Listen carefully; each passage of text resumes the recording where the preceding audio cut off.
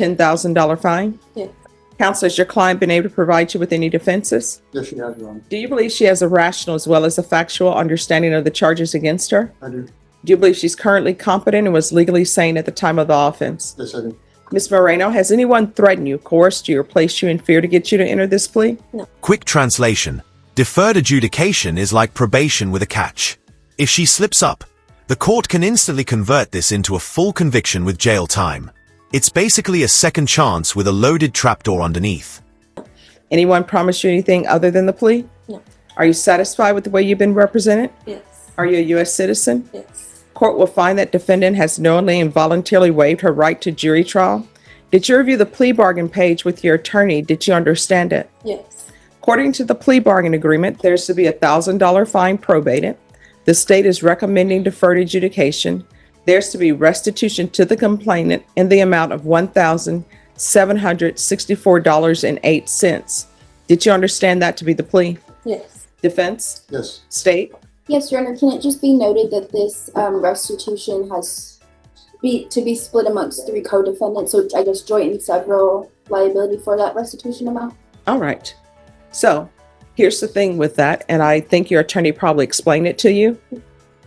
If there are other people who are part of this, all of you owe that amount. Ah, joint and several liability. Legal talk for you're all on the hook for the full bill. If her co-defendants don't pay their share, she's stuck covering the whole $176.48. Think of it like splitting a dinner check with friends. Except if they ditch, you're paying for everyone's steak. If for some reason, if it's involving let's say it's involving a total of 3 people. I don't know how many people that are alleged. If 2 people decide they're not paying it, then you have to pay the entire amount. Do you understand? Yes. So I know that sometimes when people enter pleas, in their mind, they'll say, oh, let me divide this restitution amount among 3 people, and then I only owe that amount. Do you understand? Mm-hmm. Now, if the other parties are paying their sum, the person that's owed this money, they're not going to be able to get $1,764.08 from everyone. It's just, that's the total amount. Do you understand? Yes. All right. Does that clear everything up, State? Yes, All right. Did you review the waiver of appeal paragraph with your attorney? Did you understand it and sign it in both places? Yes. Did you understand by signing that you're waiving your right to appeal? The only items that can be appealed are written pretrial motions that have been filed, heard, and ruled upon by the court. Did you understand? Yes. And here come the conditions. 4-year supervision, drug evaluation, community service. This isn't just punishment. It's the court trying to shape her behavior. What do you think? Effective reform or just setting her up to fail with too many hoops? Counsel, have there been any such motions?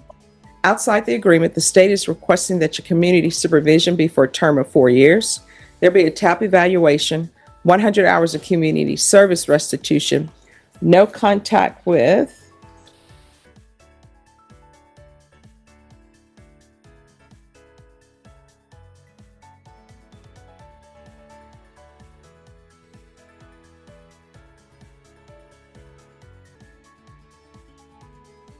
Did you understand those were recommendations from the state and the court does not have to follow those recommendations? Yeah. Then to the offenses charged, how do you plead? Guilty, not guilty, or no contest? Guilty. State, any evidence? Yes, state offers what has been marked as State's Exhibit 1. No objections, Your Honor. All right, and state, you may be excused. You're welcome. Did you review the waiver and stipulations with your attorney? Did you understand it and sign it in all the appropriate places? Yes. Again, did you understand you have a right to jury trial, a right for you or your attorney to cross-examine and confront any witnesses the state would call in the right to remain silent? Yes. Did you understand that today the state will be presenting evidence in the form of witnesses' statements and police reports, but most importantly, there will be no live testimony? Did you understand? Yes. Court will find that defendant has knowingly and voluntarily waived and consented to stipulation of testimony and stipulations. Court will accept into evidence State's Exhibits 1 and attachments, and the court will review the same. All right, after reviewing State's Exhibits 1 and attachments, the court will find there is sufficient evidence to find you guilty. The court will defer finding of guilt as you've applied for deferred adjudication. Are you proceeding with sentencing? Anything you wish to say on behalf of your client? Yeah, we spent a lot of time yesterday going over everything, and She's agreed to accept. The defense is playing the young and overwhelmed card here. 22 years old, first offense, bad circumstances. Classic mitigation strategy. But the judge is about to flip this into a parenting and responsibility lecture. Responsibility. I timed it to her guilty, and I suggested to her to plead guilty because she is guilty, rather than try to hide behind a no contest plea. So that really demonstrates an acceptance of responsibility. It's a situation where she was just overwhelmed by what was going on in her life, and something snapped yesterday. I really characterize this as average behavior. She's never been in trouble before. 22 years old, so we asked the court to give her a chance on deferred and follow the plea agreement. Okay, you say she's 22? All right. So let me ask you, who is Roman Villarreal to you? That's my boyfriend. All right. And your relationship to Valerie Marino? That's my sister. All right. And how old is your child? She's 3. 3? Mhm. All right. So let me explain something. And this is what I would always tell my clients who are on the CPS side, right? When people have a child together, that's the person you chose to have a child with, right? This is pure courtroom wisdom. Never bring new partners to child exchanges. Judges see this blow up all the time. It's like adding gasoline to a fire. Question for you: should courts enforce stricter rules about how custody handoffs happen? It's very important that you're able to co-parent, because even though you're no longer with that father and maybe you've moved on with someone else, your child still needs to see what healthy relationships are. And I know your attorney is saying this is out of character, but if you can just internalize and think about how your child was feeling with all these adults, these grown people just screaming. And this is what I've learned. And you've done family violence cases. This is what I'm sure your attorney has probably told you. If he hasn't, I'm going to tell you. During child exchanges, unless this is like a Hallmark movie, don't bring your significant other with you for a child exchange. I have never seen that work out well. So by the same token, if the father of your child is coming to pick up his child, he shouldn't be bringing his girlfriend with him. And if you're going to pick up your child, you shouldn't be bringing your boyfriend or new husband or whoever it is with you, because tensions just rise. And if there's an issue where people are concerned about their safety during custody exchanges, that's when you say we're going to meet at a substation or meet at the police. You understand? Yes. But from reading everything, I see that there were issues going on, and maybe the child needed help and all of these other health issues going on. So the $1,000, how much are you able to pay per month towards that? And here's the thing, give me a reasonable number, because sometimes people think I want to hear, oh, I'll be able to have $1,000 in 20 days. If that's not you, that's not you.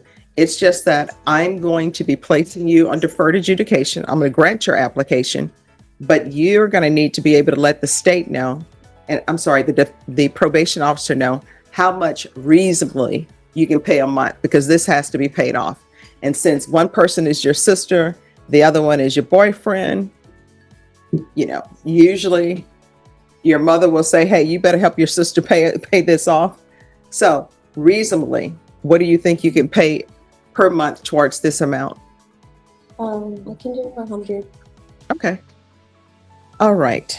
And was CPS involved at all? No, Judge. All right. This is what the court is going to do. The court is going to sentence you to 3 years deferred adjudication. Are you employed? No. All right. So how are you supporting yourself? Well, I'm getting child support, and Mhm. my boyfriend would be the one to financially. Okay. Here's the thing that, you know, as a side note, you never know if a boyfriend is going to be around for the long haul. You never know if somebody has a girlfriend, if they're going to be around for the long haul. So you need to be able to say, because you have a child, you need to be able to say, you know what, if he were to leave, how am I going to support myself? Will I be able to provide a roof over the head for me and my child? You understand? Yeah. So you have to calculate that. All right. In this court, I require that people have employment. All right. So there's to be regular reporting by Zoom or in person, regular random UAs, proof of employment within 45 days. There's to be no employment as a home health care provider or with minors. There's to be restitution of $1,764.08 to the complainant.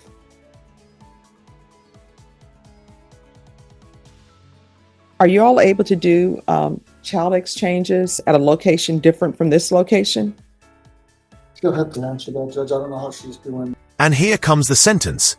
3 years deferred adjudication, community service, anger management, parenting classes, and monthly probation check-ins. Not prison, but definitely not a free pass either. This is accountability with homework. Doing that now. We're doing exchanges at the police station on Sesame. Okay. All right. So for now, you can't have contact with that specific address. State and the complainants don't want her back at the address, correct? All right. So you can't have any contact at that address. If there's an emergency that comes up with your child and it's at that address, then you'll probably have to call the police or somebody for a welfare check. Your attorney will let you know what to do in that situation. Okay. Okay. So there's to be no contact with the location. And at some point, if things go well, the complainants may decide that it's okay for you to have contact at that location. All right, there's 100 hours of community service restitution. I'm going to order anger management. Once you've completed anger management, 50 of those hours will be deemed satisfied. And the remaining 50 hours will be satisfied once you've completed parenting classes. And I'm going to order parenting classes. Field visits 1 time per month for 3 months. And there's $1,000 fine, and that will be probated. And restitution is to be paid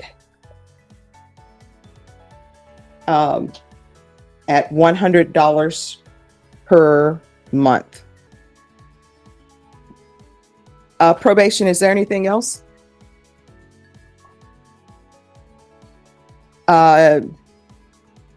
No, there wasn't a request for a no contact with him. Just the address.